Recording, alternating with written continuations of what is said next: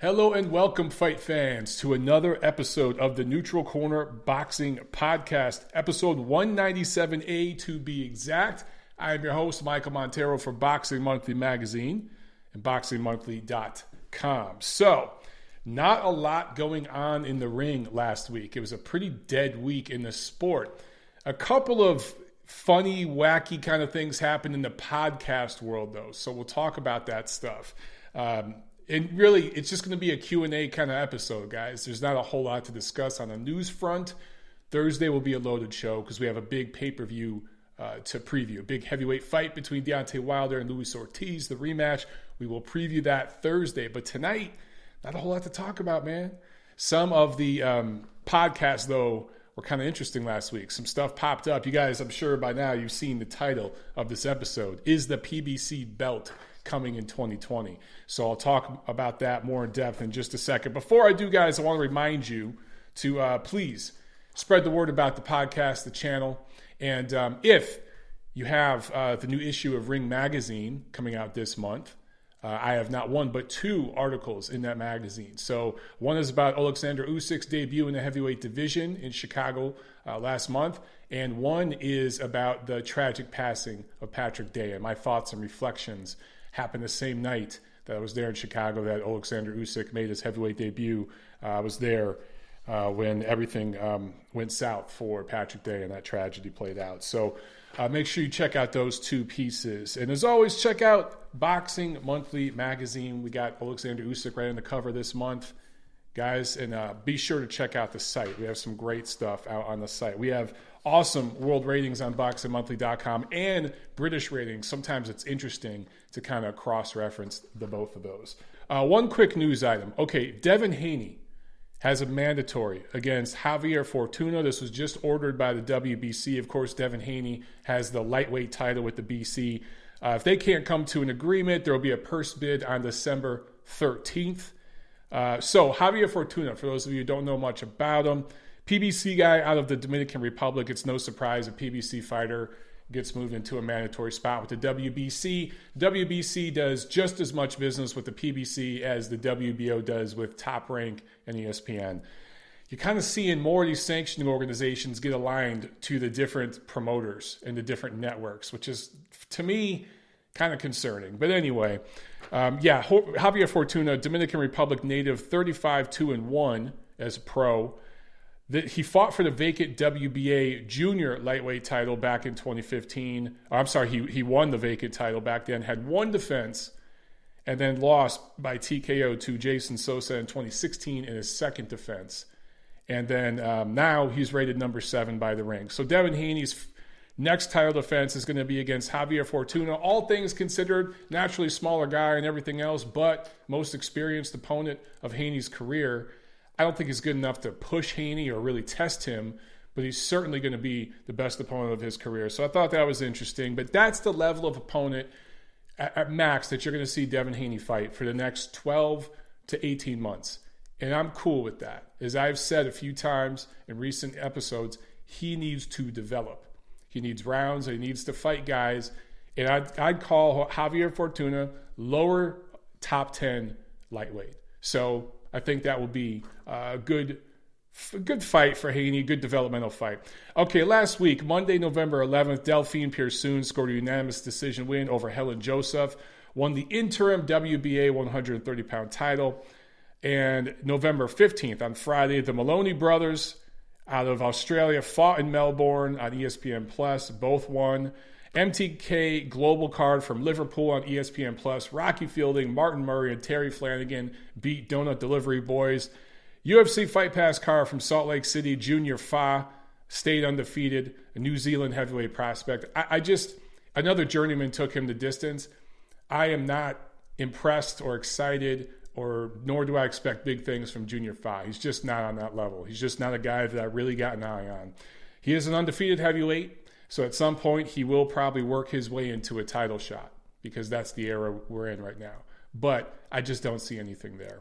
Also, a Sampson Boxing card on Showbox from Sloan, Iowa. Several prospects were on there. Not really a whole lot going on, man. Most of these were domestic level matchups, complete mismatches, showcase type fights. Saturday, November 16th, there was a Golden Boy Promotions card from Mexico on Facebook. Watch. Pablo Cesar Cano defended a piece of his WBC 140-pound title. I think it's a minor title. It's not even the full title, obviously. So that was it last week, guys. Just not a whole lot going on. So what do we do on a slow news week other than kind of troll a little bit on Twitter, which I did last weekend? It was a lot of fun.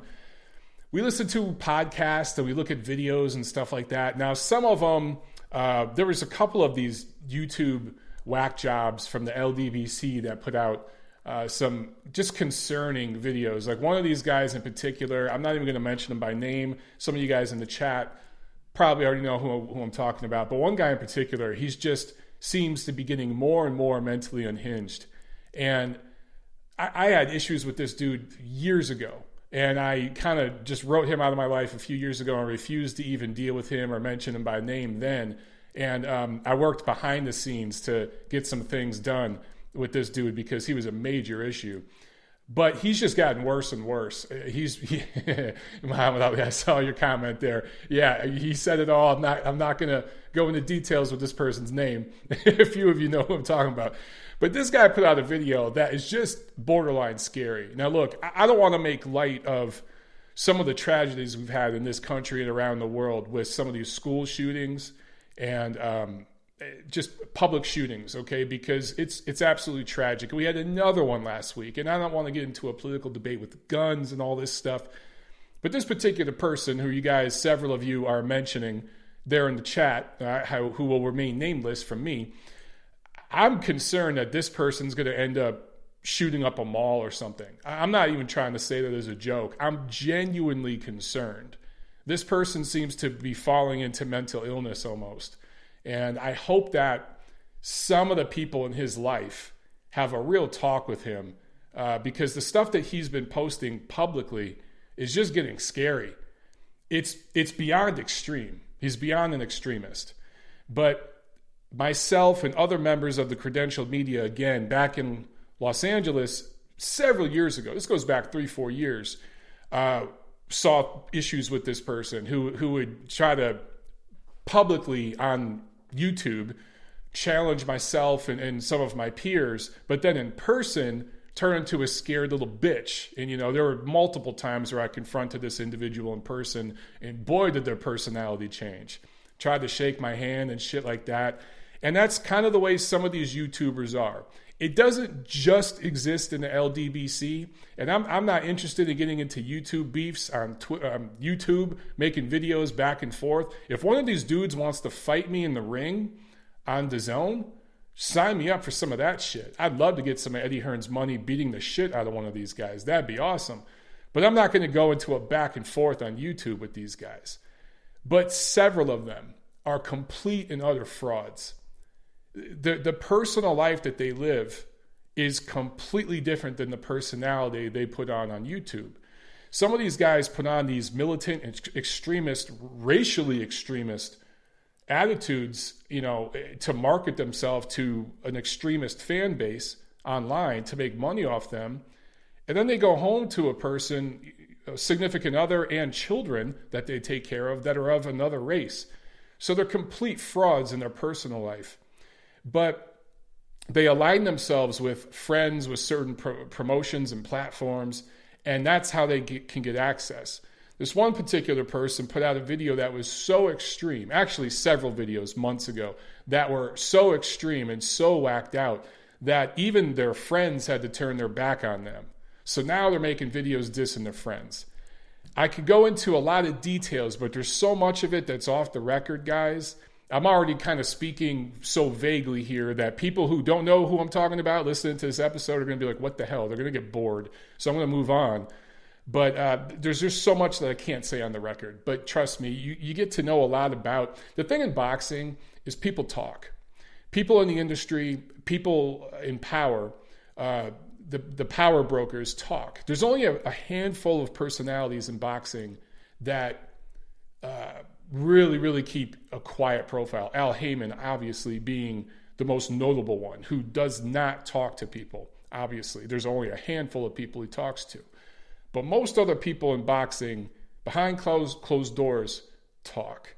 And man, the things that you learn, the information that I've become privy to, particularly, I started blogging about boxing back in the middle 2000s, like 2003, 2004. That's when I first started blogging on the old school eastsideboxing.com, Boxing News 24. That's where I started blogging. And I didn't know what the hell I was doing. I could barely formulate a sentence. And from there, I've worked my way up into business. But the last 5 years or so, I've made myself a player in the boxing press in the United States. And that's really when I started to build relationships on a grander scale and learn things. And man, do you learn some interesting shit. I swear to God. I could write a book one day. Seriously. I could already write a book. And I'm a pup in this business. I can't imagine 20 years from now the type of book I could write. Oh my God. Oh, book. Let's move forward to a podcast I could talk about publicly, okay? And we could drop names here because a lot of you guys have asked me about this. Chris Mannix, who calls fights for DAZN, he's covered boxing for a long time, including some publications, some mainstream sports publications in the past, where he was like the last boxing guy at several publications, okay? But he still does a podcast. Now, I don't listen to it a whole lot. I just don't. There's only a handful of boxing podcasts I listen to. But several people told me, look, you got to listen to this one this week. He had Bill Wagner, the head of programming at Fox, as it relates to boxing, PBC. I don't know if he's the head of programming for all of Fox.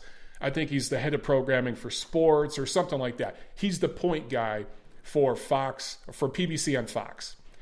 He was on with Chris Mannix on their podcast this week. And they talked about PBC. And I got to give it to Chris Mannix. He did ask some tough questions. Now, we let Bill Wagner off the hook, but he kind of had to. When you have a guest on your show, you can't pound the guy into the ground, okay? You can ask hard questions, but you can't hold a gun to their head and force them to answer them honestly. So Bill Wagner did a lot of spinning as it relates to PBC, but you could read between the lines with most of his answers. And then there are some things that he was honest and forthright about. One of them being the PBC Belt. He straight up said it. Now, I'm sure this guy's going to get a slap on the wrist when he gets back in some meetings because people are going to say, dude, we don't be telling people that shit. That's not part of our motto. We don't discuss things publicly with the media. We don't discuss things in a transparent fashion with the fans. We just surprise them with shit. I hate to say it, but that's pretty much the way the PBC does business for the most part. More so than other promoters. But I've talked about this for years. And I'm not the only one. I'm not trying to say this is my idea or whatever. But for years, when the PBC first came out, and it was kind of a hostile takeover attempt. And I do not want to make this an anti-PBC show. They've done a lot of great things, and they've put together a lot of great fights, and they have forced the other promoters to react and up their game, and they have helped bring boxing back to network TV. So there's a lot of good things that PBC has done. However, you go back to like 2014, 2015, all this gets announced. It was basically a hostile takeover attempt. And it was very, very clear what they were trying to do then, and now it's becoming even more clear. The way they've aligned themselves politically with the networks and everything else, what they want to do, Al Heyman's grand master plan, is to be the UFC of boxing. And we've been saying this for a while. And you guys can find interviews, well, the old school show on the Undisputed Champion Network with myself, Doug Fisher, Steve Kim. We had Ken Miller on there. He's a writer who's been around for ages. Dave Smith, radio personality, been around for ages. We had other guests on there. And we talked about this. We talked about PBC multiple times as it was just rolling out. And we talked about the fact that, yeah, they're probably going to try one day to have a PBC belt. So think about the UFC. Let's switch over to MMA real quick. I know that there's Bellator, I think, is another MMA brand. I don't know if Strikeforce is still around. One of you guys could tell me. But when you think MMA, you think UFC. They are synonymous with MMA. UFC has taken over every other outfit, sometimes through shady means. Dana White was a shady dude who did some nasty stuff behind the scenes, but he did what he had to do to make UFC the premier attraction. So Jem is telling me Bellator is on DAZN. That is correct. Yeah, that's right. Bellator is on DAZN. So I don't know if they're the biggest competitor for UFC or not, but I know they're one of them. That's where I've heard of that before. I don't know much about MMA.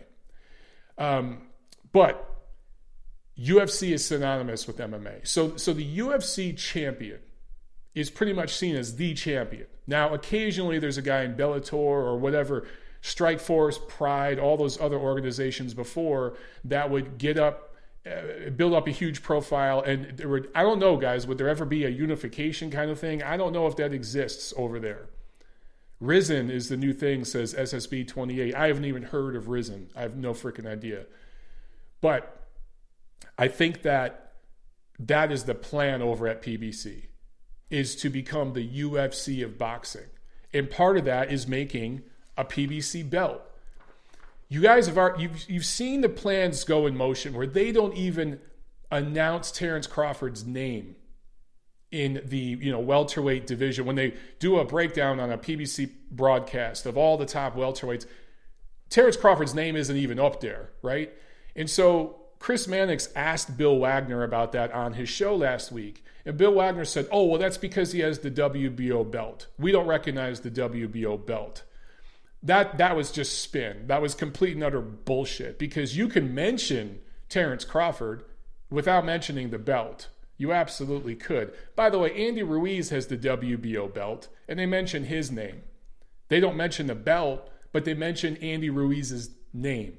So you can mention Terence Crawford, pound for pound, probably the best fighter on earth. You can mention his name. If you don't want to include the WBO title because you don't recognize it, fine. But I'll tell you guys why the PBC doesn't recognize the WBO title. Because they don't want to do business with Top Rank.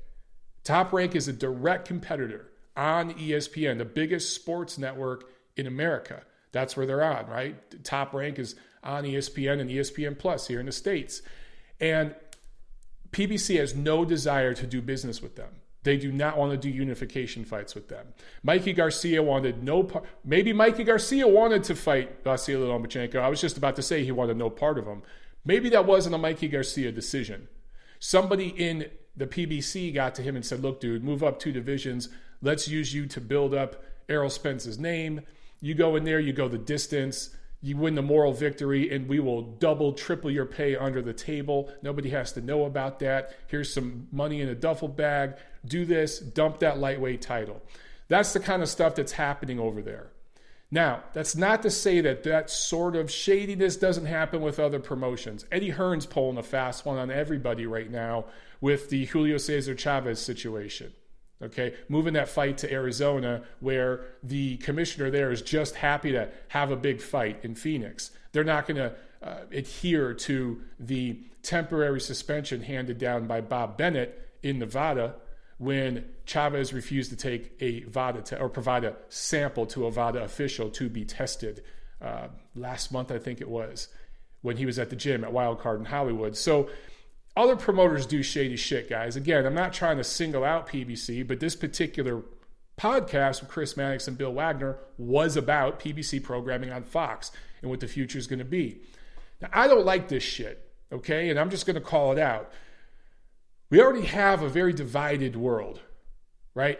Top Rank's on ESPN. You guys know the situation with the Zone, and then you got PBC on Fox. And it's bad enough that we already have that three-headed monster, but at least the guys at ESPN and DAZN have been working together a little bit this year.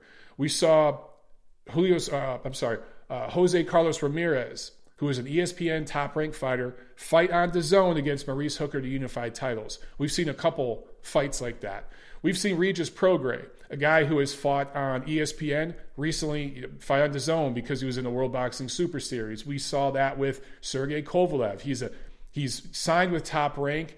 They have options on him, but he's a main events guy. He was fighting on ESPN for a while, and then he fought on DAZN. So we've seen some cross-promotional stuff happening on that side of the universe. On PBC, though, it is very, very clear. They have no intention of doing that. They want to have their own universe.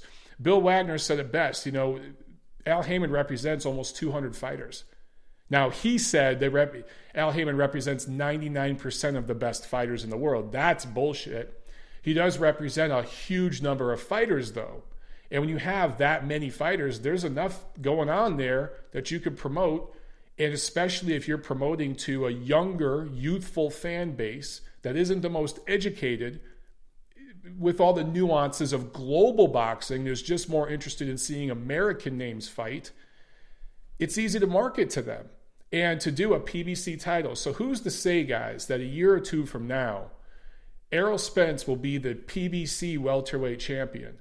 And I guarantee you guys, there will be YouTubers, some of these guys that actually get credentialed to cover events. There will be YouTube channels and even credentialed media writers defending the PBC belt and calling Errol Spence the real champion because he has the PBC title. Not demanding that he fight Terence Crawford to figure out who the best welterweight in the world is.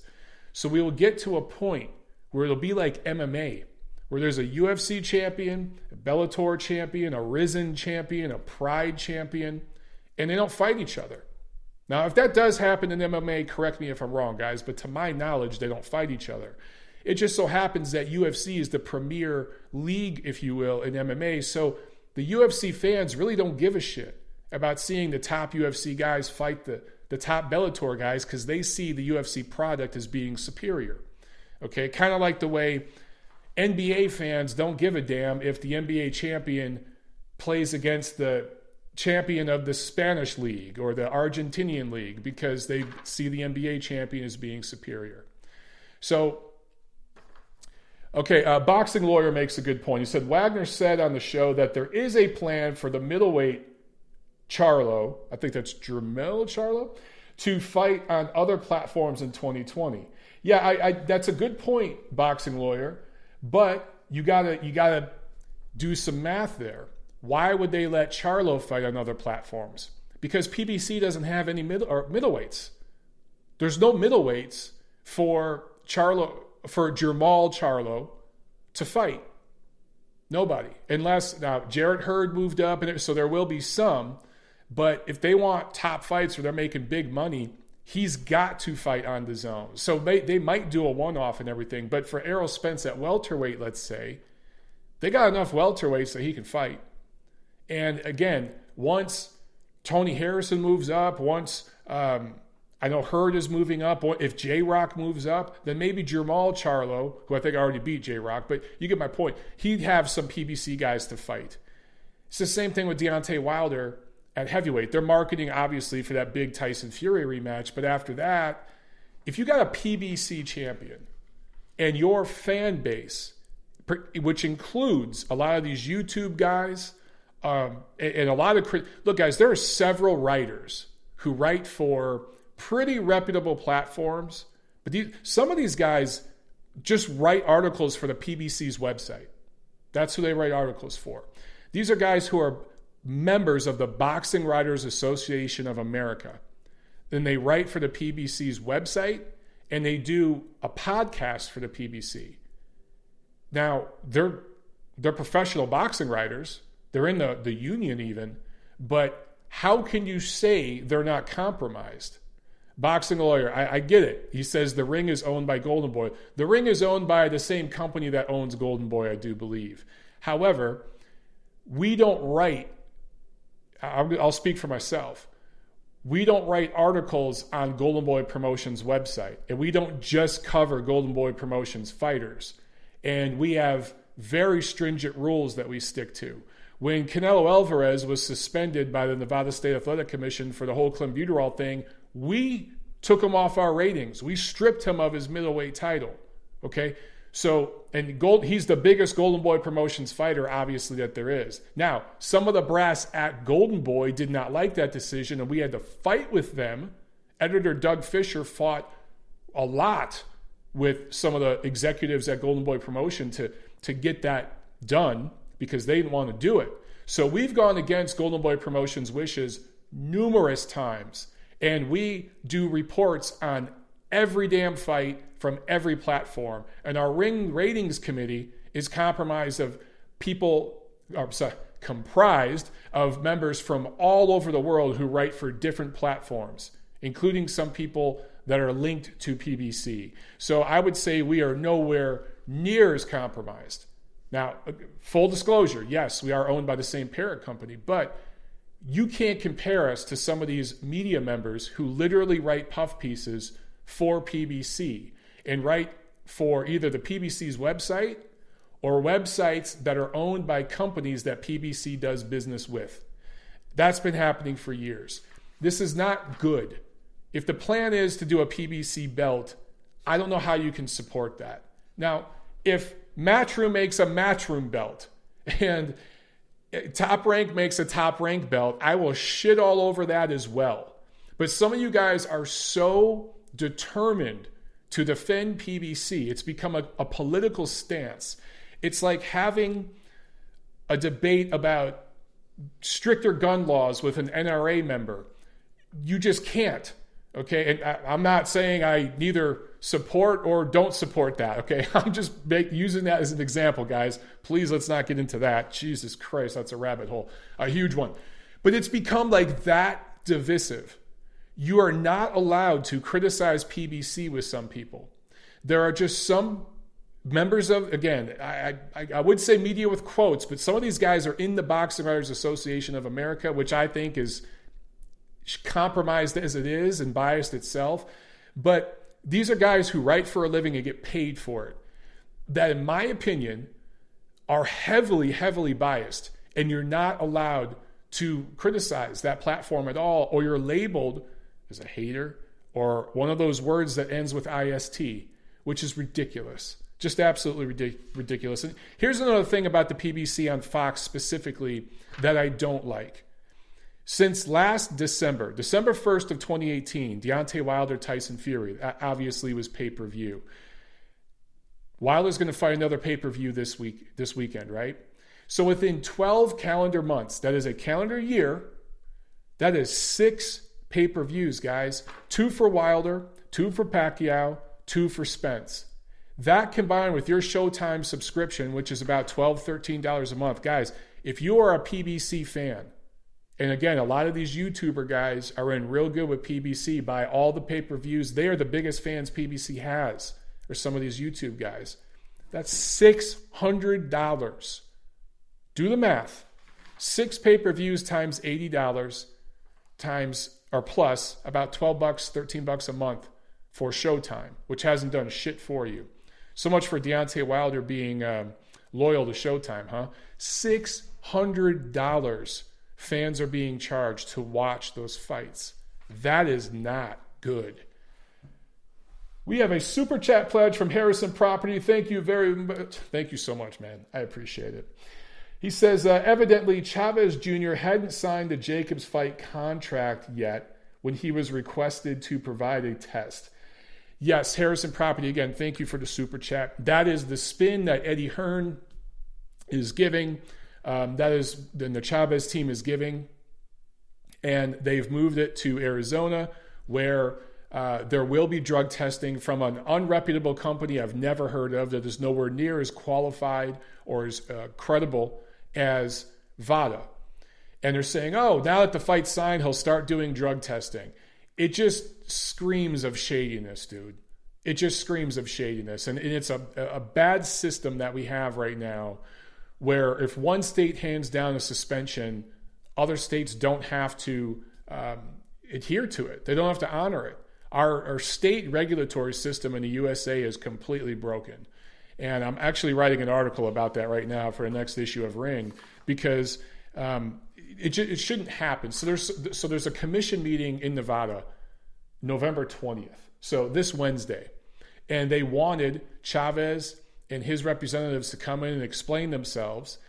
And if they came into that meeting and explained that, well, hey, dude, I hadn't signed the contract yet, so I wasn't going to do testing, whatever, maybe they would have listened to that and said, okay. But according to the bylaws of the NSAC, Nevada State Athletic Commission, once you apply for a fight to happen in their jurisdiction, once the promoter comes in and secures a venue, a date, and gets licensed for it and all that in their jurisdiction, they can start drug testing the fighters. They don't have to wait until the fighters sign with the promoter or anything like that. They can start going. So they do, and this was drug testing through the commission that they pay for. and they use VADA to administer it. They don't always use VADA, but VADA is generally who they use. They're located right there in Nevada. And an agent traveled to the Wild Card Gym in Hollywood to collect a sample from Chavez and stayed there, I believe, like over 4 hours while the commission reps and the VADA reps contacted Matchroom.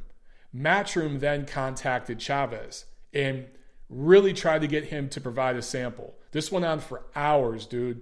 It's not like the agent popped in and they said no and he left. This dude was there for hours at Wild Card Boxing Gym.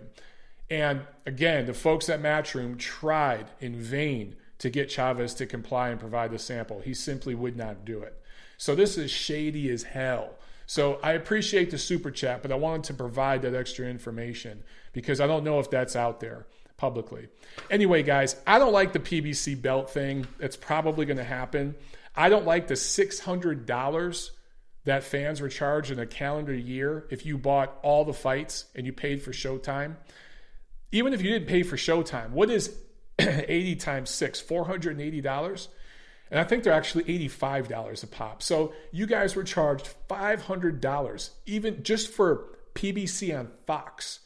Now, I hear some of you saying, well, I'm Team Stream. I don't pay for every pay-per-view. Yeah, but you probably paid for one or two of them. Admit it. Maybe you streamed some of them, but you paid for one or two of them. Most people out there will buy one or two of them and stream a couple others, or maybe they don't catch every single one of them. But I can tell you right now, some people do. I know them because they tell me about it. You guys talk to me. There are boxing degenerates out there that buy everything, right? You guys buy the bare knuckle boxing pay-per-views, all that shit. So, yeah, good comment from here, from Jem J Border Wars. He says Wilder versus Ortiz 2 is not worth $75. And it's $75 for standard definition, my man. I think it's $85 for high definition. You guys correct me if I'm wrong, but that's generally what they do. They tack on $10 for high def. Who the hell doesn't order high def anymore for $10 more? So I think it's actually $85. But several of these fights are not pay-per-view worthy. Now I gotta say, the Spence Porter fight and the undercard was probably the best pay-per-view that PBC has had in the past year. Because I think that was a good main event that lived up to expectations. It actually exceeded them, in my opinion. And had a pretty good undercard. So that was maybe you pony up for one of them or something. But most of these fights, guys, they don't rate pay-per-view. But Deontay Wilder twice, Pacquiao twice, Spence twice. It's clear that those three names, and those are the biggest names in PBC, they're promoting those guys as pay-per-view fighters. And twice a year, you guys are going to have to pony up for that. And on top of that, they're going to fight eventually for a PBC title. And that means you're going to be paying for these pay-per-views. That's one thing if you're paying for Errol Spence and Terence Crawford, that pay-per-view. I'm sure you pony up for that, but you're not going to get that. You're not going to get that, guys. So anyway, that's just my opinions on that slow week. So I thought I'd chime in. Vegan Dad says killer hat. Thank you, my man. It was bought, actually a gift from a friend of mine in Las Vegas. Got it right from Roy Jones' gym. Pretty damn awesome. Pretty damn awesome. So, all right, guys, we'll do a couple of questions here. Then we're going to bounce out of here. Now, did I hit on every subject? Because I want to make sure, because a few of you guys asked me about some things. Oh, you know what? There was one thing, I think Juan Valverde asked about this. Yeah. So Juan says, Sergey Kovalev's statement. Let me hit on this. Oh, and then Saloon Mooney asked, what's the Kelly Swanson story? What's his power? Okay, real quick. Let me do the Kelly Swanson thing real quick, and then Juan, I'll get to the Kovalev thing. Okay? And then we're going to leave it at that, guys. So Kelly Swanson, one of these whacked out YouTubers made a video about her and made it really just awkward and racial, which is unnecessary. And then considering the guy's personal life, he's dated people who look like Kelly Swanson. It's just odd. It's just very, very odd. And he lives in a neighborhood of 90% Kelly Swansons and ran for office there. Just strange. Okay, this person is I really think mental illness is there. That's why I don't want to mention the name and beat up on the individual. But He made a video talking about Kelly Swanson's power. So look, very quickly, Kelly Swanson is the PR person with PBC. And she does a terrific job. She does an outstanding job. For all the criticism I've given PBC, anytime I've covered an event, and I've covered several of their major events this year, you guys know I traveled to cover both Errol Spence fights this year. Anytime I need something, I remember in Dallas calling we get like a breakdown of fight week activities, and then we get a number to call if we need anything. Or I called and I talked to Kelly, and she was awesome. I had some questions and wanted to know if I could do a certain thing for like certain stuff for videos and interviews. And she couldn't have been more friendly to me. Works very well with everybody. Does an outstanding job. She is the PR person for PBC. And one thing Al Heyman does is he works with, because he likes to remain in the shadows, he works with point people. Tim Smith does an outstanding job for PBC. And Sam Watson does a terrific job. Kelly Swanson does a terrific job. So those are like three of Al's point people that basically do the work for and then they have a bunch of promoters they work with, like Tom Brown, who does an outstanding job promoting cards for them. And these are folks of various ethnicities and racial backgrounds and everything. The majority of the people working behind the scenes, I won't even say the majority, but a lot of them do happen to be African American, but some of them are European American. Who gives a flying fuck? No, nobody should care. In fact, that's a good thing. There's different people working with PBC behind the scenes, or publicly, I should say, because Al works behind the scenes, and these folks are the public faces that do the work. So Kelly Swanson is just part of that. And she has a very successful PR firm that's worked with closely with Al Heyman for years. And everyone's kind of had, a run-in with Kelly at some point or another, and that happens. If you work in a business long enough and you cover enough fights, you're going to have run-ins with everybody. Every single promotion, promoter, advisor, whatever, is going to be pissed off at you at some point, but you get over it and you continue working together. And so, I have nothing bad to say about Kelly Swanson. Or again, Sam Watson, Tim Smith, any of those guys, Tom Brown, those guys all do a great job. I criticize some of the things PBC does, as I spent 10, 20 minutes doing on this episode, but it doesn't mean that they don't do an outstanding job and aren't very, very good working with us. Anytime I've needed to interview a fighter for PBC, and I've interviewed several of them for Boxing Monthly Magazine, for the Ring Magazine, anytime that I've covered an event and had a question or needed something, folks have been awesome. Anybody that I've talked with has been awesome. And so, for people to go after Kelly Swanson and beat her up and then make it some racial thing between her and Al Heyman, that's just weird and bizarre. Just odd. Harrison Property with another super chat pledge. He says, thanks for another terrific episode, Mike. We appreciate your consistent hard work. Dude, thank you very much. That means a lot to me. That means a lot to me because I really do put in hours and hours of work a week. Believe it or not, guys, it takes a lot of work just to organize notes and do this show. And I take time out of my week to do this for you guys. So it means a lot to me when you say that you get something out of it. So thank you again, Harrison Property. And thank you to everybody that's watching now on YouTube and listening later on all the platforms around the world. So, okay, one last topic.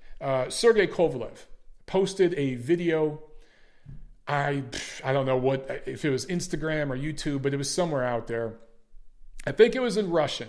It was loosely translated. The translation was really poor. Some of the wording that I've seen used on some websites that have published it, and some of the people making YouTube videos talking about it are doing a really rough, weak translation of it. So sometimes, guys, when you translate, but not just between languages, but between cultures, things can get lost in translation. You could take a person from Mexico who's speaking a particular Mexican dialect from a particular region, and it's not just how you translate the words to English, but there's some cultural things, the way things are said and expressed, right? In Mexico, that's different than America. That's different from Russia. That's different from Italy, from wherever. It's different from Nigeria, from Japan. So there's cultural translation as well. And a lot of times, especially if you just throw something in Google and say, translate this, it's horrible. But loosely speaking, what Sergey Kovalev said on this video is basically, look, I had no chance to beat Canelo Alvarez. It was such a great deal financially. I had to take the fight with him. But to make the weight was hard as hell. And to turn around and have a short camp was hard. There was no damn way I could win that fight. And you're an idiot if you thought I could. Now, some people are taking this literally as him saying, everyone out there who picked me to beat Canelo or bet money on me to beat Canelo is stupid. I don't necessarily think that's what Sergey meant. I think what he was trying to say is, you're crazy if you think I was going to win this fight, whether it was on the cards or I was going to get a fair shake.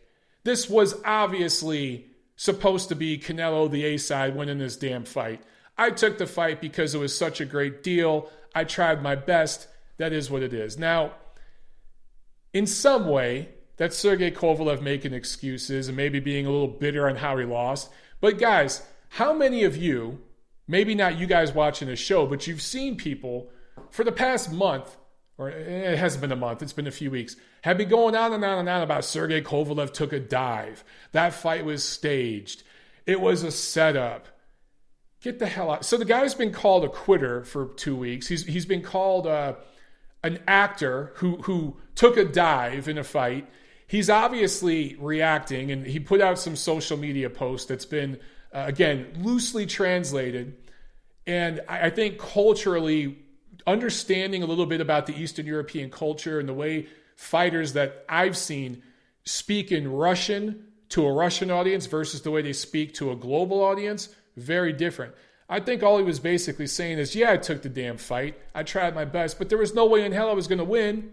I tried to, but I wasn't going to win that damn fight. You're crazy if you thought I had a chance to win. He's basically saying, yo, man, it was me versus the establishment. You know how that shit goes. Now, to me, again, I think that's kind of bullshit. He shouldn't say it. I think it's kind of ridiculous because he was doing pretty well on the scorecards. Well, no, actually, let me take that back. He was doing well with the press row scorecards and the fan scorecards. Not doing so well with the Nevada scorecards. But he was doing pretty well in the fight. But he signed to take the fight. He agreed to the rehydration clause. He agreed to the 6-week camp. I think it was a total 9-week turnaround. Sergey and his team agreed to that because they got like $12, $13 million. Boxing Lawyer says the judges' scores were fair. I agree. I think it was 86-84 Canelo. I don't think that was a bad score.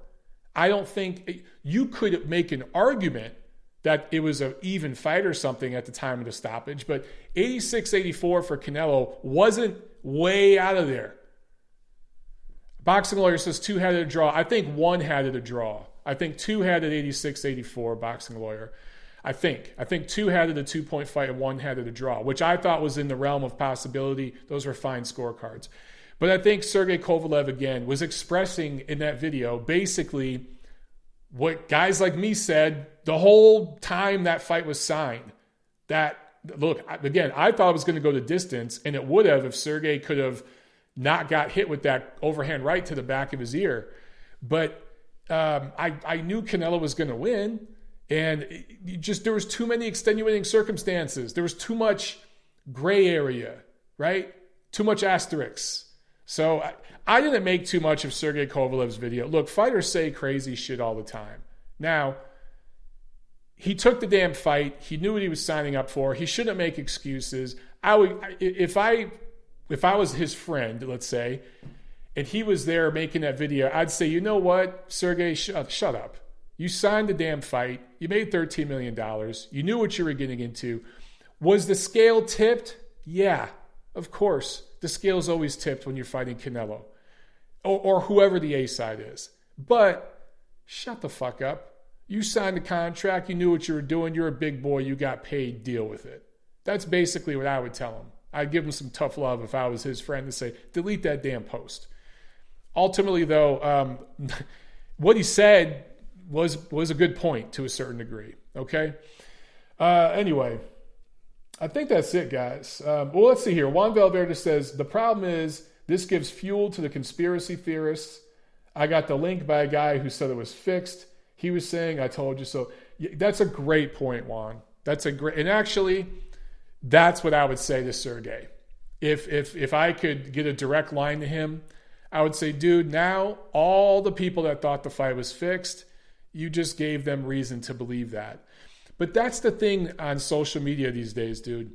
How many times have we seen a fighter clearly lose a decision? Clearly lose.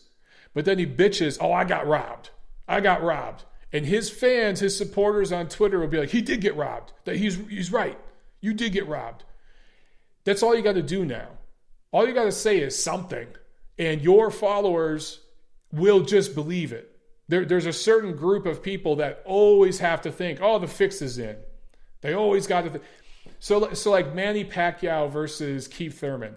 There are people out there who probably think Keith Thurman won that fight. Keith Thurman, I'm not saying he said this, but if he just, was it Broner? Oh, Azier, there you go. There's a great example. Adrian Broner says, I got robbed. I beat Manny Pacquiao. And there were people out there saying, yeah, man, that was a close fight. Could have went either way. Bullshit. That was basically a shutout. Not exactly, but basically. Pacquiao dominated Broner. It wasn't even close. So that's all you got to do now on social. And maybe Sergey saw people doing that, so he did his own version of it. But in the end, again, he signed the contract, and he's a big boy, and he got paid. And he got knocked out fair and square. If he didn't like the timeline and everything else, he shouldn't have taken the damn fight. But that's the way this business works, guys. All right. So Thursday night show, we got a big fight preview. We got a lot coming up this weekend, the big pay-per-view fight. We got some other fights too. We got a card on DAZN, a couple of cards on DAZN. So we'll be talking about that Thursday night, guys. All right.